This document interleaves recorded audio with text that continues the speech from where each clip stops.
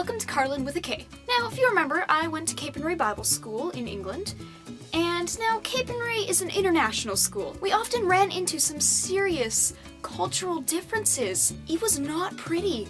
This was mostly between the Americans and the Canadians. Most of the time, this came out in how they spoke. Yay, America.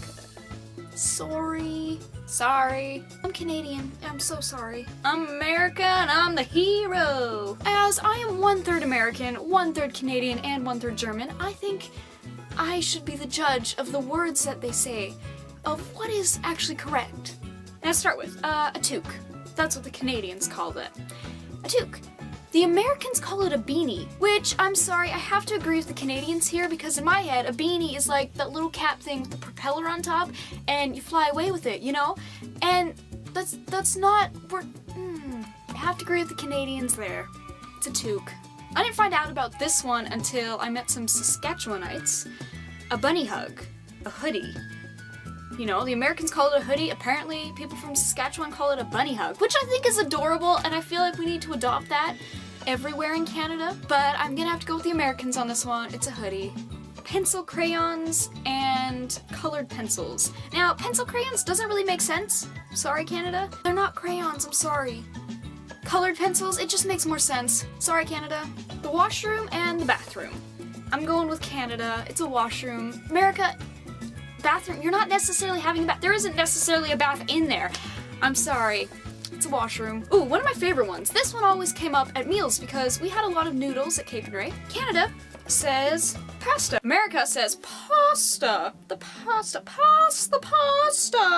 It's pasta. You know, the pasta. Pasta. Please pass the pasta. That sounds very proper for Americans. I'm sorry, I have to go with the Canadians on this one. It's pasta. It's not pasta. This one, I didn't know this one existed at all.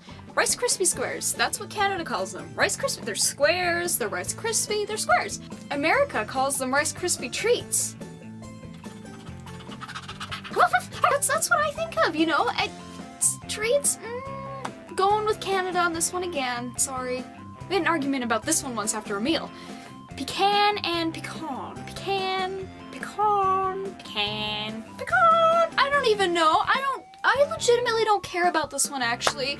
Either one works. I'm not a fan of the pecans anyway, so I didn't realize that there was a cultural difference on this one. Runners and sneakers. They're shoes. Get that? Canada calls them runners. America calls them sneakers. In my opinion, this is because America likes to sneak around and Canada likes to run away. Anyway, I think I need to go with runners on this one. Poutine. I talked about poutine once. Americans don't have a name for it. Half of them don't even know what it is. Try explaining poutine to an American. I made it sound like the most disgusting thing on earth. And still, the Americans are like, ooh, that sounds kind of good. Smarties, you know, like the chocolate, like little chocolate Smarties. Canada? Smarties. America? They'd have M&Ms, but those are different. We know those are different. M&Ms and Smarties are different. What they call Smarties are rockets. That was a weird conversation we had one day. We were not on the same level. We were like, oh yeah, you know, Smarties, and oh, I love the chocolate in the chocolate. And last but not least, Z and Z. I'm sorry, Canada, I have to go with Z. We don't say zebra, that's just weird. I also looked on the internet to see if there were any other words that we had missed or whatever. And I found one that I had never heard before. Now the Americans, they say headache, which makes sense, you know, your head aches, ow. Apparently, according to the internet, and I never knew, Canadians take notes, apparently Canadians say skull cramp. As in, ow, there's a cramp in my skull. I don't think I agree with that one. I think we should stick with headache because that's normal and skull cramp sounds like something from a death metal band. Anyway, till next time.